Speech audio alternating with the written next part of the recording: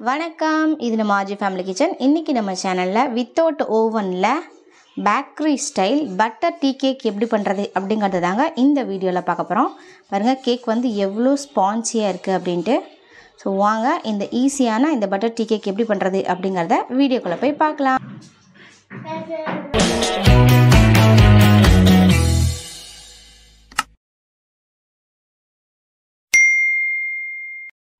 Butter tea cake பண்ணுறதுக்காக 90 gram அளவுக்கு நான் சுகர் எடுத்திருக்கேன். நான் எடுத்துருக்க கப் மெஷர்மெண்ட் பார்த்திங்க அப்படின்னா 125 ml இருக்குது பார்த்திங்களா, அந்த கப்பில் தான் எல்லா இன்க்ரீடியண்ட்டையும் மெஷர் பண்ணிக்க போகிறேன்.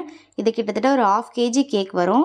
இப்போ நம்ம எடுத்து வச்சுருக்க 90 கிராம் சுகரை வந்துட்டு பவுட்ரு பண்ணிக்கலாம். நம்ம கேக் மோல்டை வந்துட்டு ஃபஸ்ட்டு பட்டர் ஷீட் போட்டு இந்த மாதிரி எடுத்து வச்சுக்கலாம். அதுக்கப்புறமேட்டுக்கு தான் நம்ம கேக்கு செய்ய ஸ்டார்ட் பண்ணிக்கணும். ஏன்னா நம்ம செஞ்சு முடிச்சதுக்கப்புறம் நீங்கள் பட்டர் ஷீட் போட்டிங்க அப்படின்னா கேக் வந்து சரியாக வராது. ஃபஸ்ட்டு பட்டர் ஷீட் போட்டு எடுத்து வச்சுக்கோங்க. சுகரை வந்து மிக்ஸி ஜாரில் ஆட் பண்ணிவிட்டு இது நல்லா பவுட்ரு பண்ணிக்கலாம்.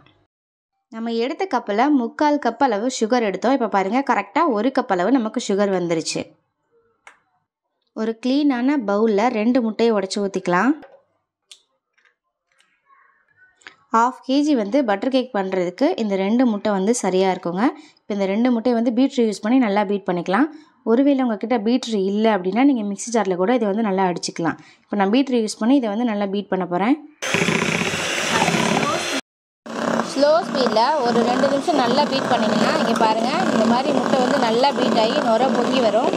இதுக்கப்புறம் நம்ம பவுட்ரு பண்ணி வச்சுருந்த சுகரை கொஞ்சம் கொஞ்சமாக சேர்த்து ஒரு நிமிஷத்துக்கு இதை வந்து நல்லா பீட் பண்ணிக்கிறோம். பாருங்கள், கொஞ்சம் கொஞ்சமாக நீங்கள் சுகர் சேர்த்து பீட் பண்ணும்போது இந்தளவு நல்லா ப்ளஃபியாக பீட் பண்ணிக்கோங்க. நல்லா ஒயிட் கலரில் வரும். நல்லா இந்த மாதிரி ப்ளஃபியாக பீட் பண்ணிக்கோங்க. பீட் பண்ணிவிட்டு இந்த ஸ்டேஜில் நம்ம வந்துட்டு பைனாப்பிள் எசன்ஸ் வந்து சேர்க்க போகிறோம். பட்டர் டீ கேக் பண்ணுறீங்க அப்படின்னா கண்டிப்பாக பைனாப்பிள் எசன்ஸ் தான் சேர்த்துக்கணும். அப்போ தான் உங்களுக்கு பேக்கரியில் வாங்குகிற அந்த டீ கேக் வந்துட்டு நமக்கு கிடைக்கும். நம்ம வந்து 1/2 kg தான் கேக், 1/2 kg பட்டர் கேக் தான் பண்ண போகிறோம். ஸோ அதனால் ஒரு 1/2 ஸ்பூன் அளவுக்கு இந்த பைனாப்பிள் எசன்ஸ் வந்து சேர்த்துக்கலாம். எசன்ஸ் ஆட் பண்ணதுக்கப்புறமா ஒரு 2 நிமிஷம் போல் அதை வந்து பீட் பண்ணிக்கலாம். ஸ்லோ ஸ்பீடில் வச்சு பீட் பண்ணிக்கலாம்.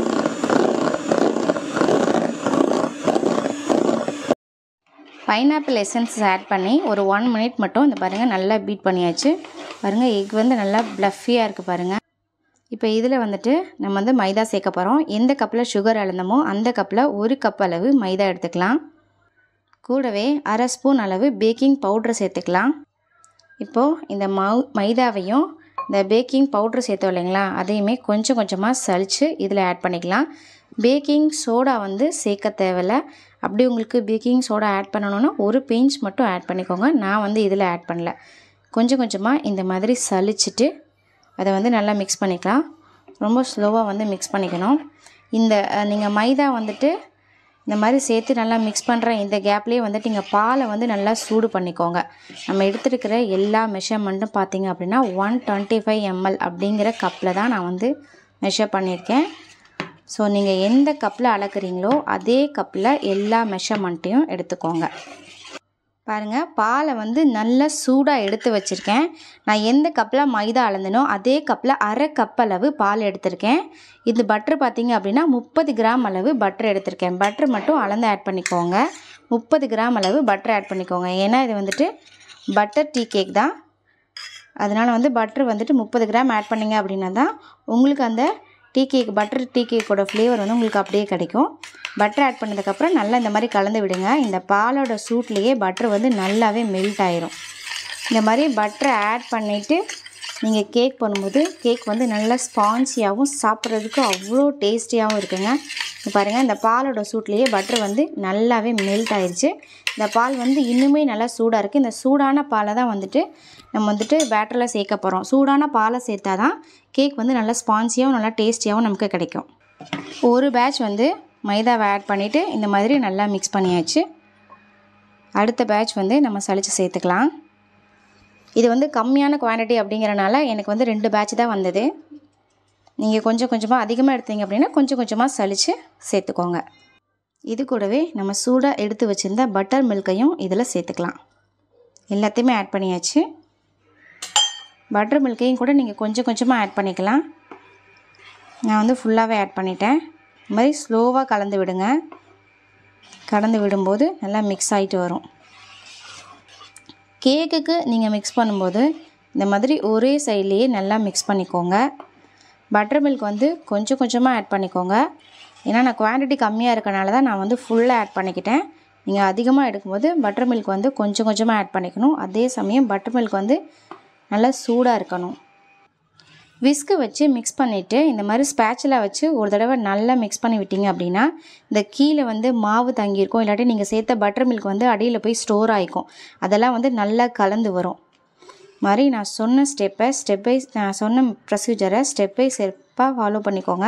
அப்படி பண்ணிங்க அப்படின்னா உங்களுக்கு பர்ஃபெக்டாக உங்களுக்கு வந்து பட்டர் டீ கேக் வந்து நமக்கு கிடைக்கும். அவ்வளோதாங்க. இங்கே பாருங்கள், நல்லாவே மிக்ஸ் பண்ணியாச்சு. இதோட கன்சிஸ்டன்சி பார்த்திங்கன்னா இந்த மாதிரி இருக்கும். ஸோ இப்போ நான் இதை நல்லா மிக்ஸ் பண்ணியாச்சு. இது வந்துட்டு நம்ம கேக் ட்ரேயில் வந்துட்டு ஊற்றிக்கலாம். எப்போ நீங்கள் என்ன கேக் பண்ணாலும் ஃபஸ்ட்டு நீங்கள் ரெடி பண்ண வேண்டியது கேக் ட்ரேயில் பட்டர் ஷீட் போட்டு எடுத்து வச்சுக்கணும். அந்த மாதிரி ஃபஸ்ட்டே பண்ணிடணும். ஏன்னா இந்த ப்ரிப்ரேஷன் ரெடி பண்ணதுக்கு அப்புறமேட்டுக்கு நீங்கள் பட்டர் ஷீட் போட்டுட்டு இருந்தீங்க அப்படின்னா மாவு வந்துட்டு அடியில் ஸ்டோர் ஆகிக்கும். இந்த நம்ம பீட் பண்ண முட்டையும் ஒரு மாதிரி தண்ணி விட ஆரம்பிச்சிடும். ஸோ அதனால் ஃபஸ்ட்டு வந்து நீங்கள் வந்து பட்டர் ஷீட் போட்டு ரெடி பண்ணிக்கோங்க. அதுக்கப்புறமா நம்ம வந்துட்டு என்ன கேக் பண்ண போகிறோமோ அதை ரெடி பண்ணிவிட்டு அதுக்கப்புறமா நம்ம மோல்டில் வந்து ஊற்றிக்கலாம். இந்த மாதிரி ஒரு ஸ்டிக் வச்சு இந்த மாதிரி பண்ணி விட்டுக்கோங்க. இப்படி பண்ணும்போது ஏர் பபிள்ஸ் ஏதாவது இருந்துச்சு அப்படின்னா ரிலீஸ் ஆகிக்கும். அதுக்கப்புறம் அதை வந்து டேப் பண்ணிக்கோங்க.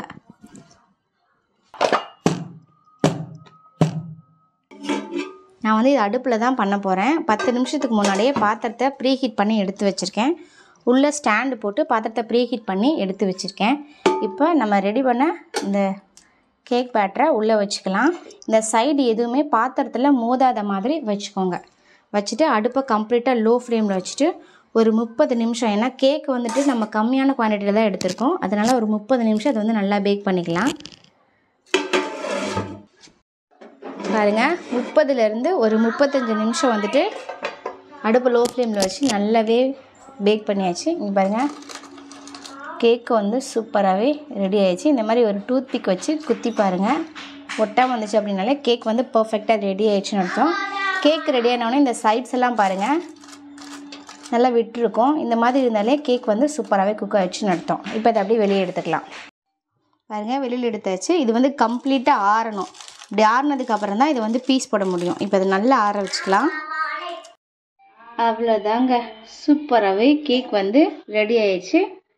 பேக்கரி ஸ்டைல் பட்டர் ஸ்பாஞ்ச் கேக்குங்க. இப்போ இதை அப்படியே சின்ன சின்ன பீஸ் போட்டுக்கலாம். பிகினர்ஸ் கூட இந்த கேக் வந்து ரொம்ப ஈஸியாக பண்ணிடலாங்க. நீங்கள் வீட்டில் ட்ரை பண்ணி பாருங்கள். இந்த பட்டர் கேக்கோட டேஸ்ட்டு அவ்வளோ அட்டகாசமாக இருக்கும். ரொம்ப சிம்பிளாகவும் ரொம்ப டேஸ்டியாகவும் இருக்கும். கடைகளில் நம்ம வாங்குகிற மாதிரியே ரொம்ப டேஸ்டியான ரொம்ப ஸ்பான்சியான பட்டர் கேக்குங்க. பாருங்கள் எந்த அளவு நல்லா ஸ்பான்சியாக இருக்குது அப்படின்ட்டு. இதை நீங்கள் வந்து வீட்லேயே ட்ரை பண்ணி பாருங்கள். டேஸ்ட்டுமே அவ்வளோ அட்டகாசமாக வரும். ஓவன் எதுவுமே யூஸ் பண்ணாமல் அடுப்புலேயே சூப்பரான பட்டர் டீ கேக் வந்து பண்ணியிருக்கோங்க. ஸோ கண்டிப்பாக இந்த ரெசிபியை நீங்களும் வீட்டில் ட்ரை பண்ணி பாருங்கள். ட்ரை பண்ணி பார்த்துட்டு டேஸ்ட் எப்படி இருந்துச்சு அப்படிங்கிறத மறக்காமல் கமெண்ட் செக்ஷனில் சொல்லுங்கள். இது போன்ற நம்ம வீடியோக்களை தொடர்ந்து பார்ப்பதற்கு நம்ம ஆர்ஜி ஃபேமிலி கிச்சனை லைக் பண்ணுங்கள், ஷேர் பண்ணுங்கள், கமெண்ட் பண்ணுங்கள், மறக்காமல் சப்ஸ்கிரைப் பண்ணிக்கோங்க. தேங்க்யூ ஃபார் வாட்சிங்.